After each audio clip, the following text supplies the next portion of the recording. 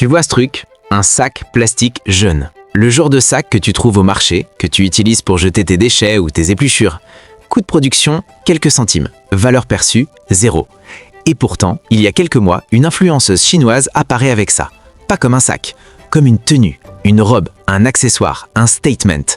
La vidéo explose sur TikTok, des millions de vues en quelques heures. Et très vite, les gens commencent à faire pareil. Ils prennent des sacs plastiques jaunes, ils les transforment, ils les portent.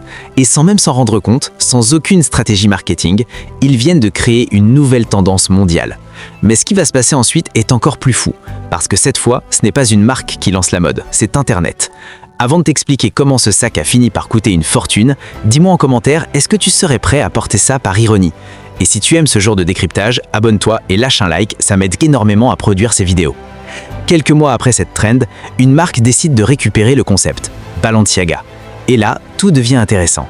Balenciaga prend exactement le même visuel, le sac plastique, le côté froissé, le côté cheap. Mais ils font une chose unique, ils ajoutent leur logo.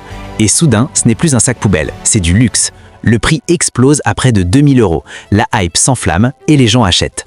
Mais attends une seconde, parce qu'il y a un truc qui ne tourne pas rond. Avant, les marques créaient la mode. Elles décidaient de ce qui est beau, de ce qui est tendance et de ce qui vaut cher. Aujourd'hui, c'est l'inverse. C'est une influenceuse, c'est TikTok, c'est Internet qui décide. Balenciaga n'a pas créé cette tendance, ils l'ont copiée. Et pourtant, ce sont eux qui encaissent l'argent.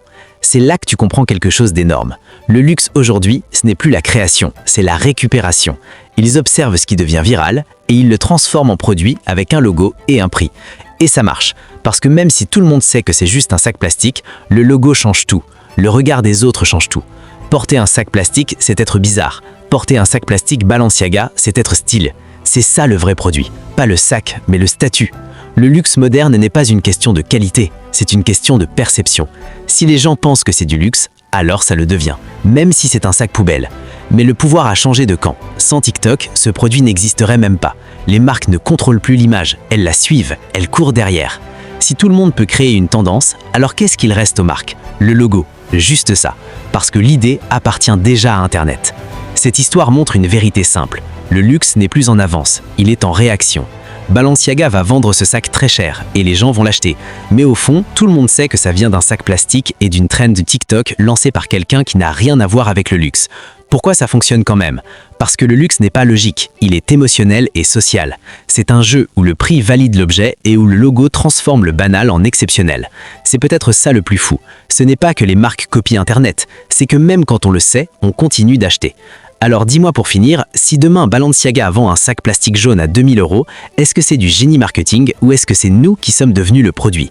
Partage cette vidéo à un ami qui ne jure que par les marques et on se retrouve pour la prochaine analyse.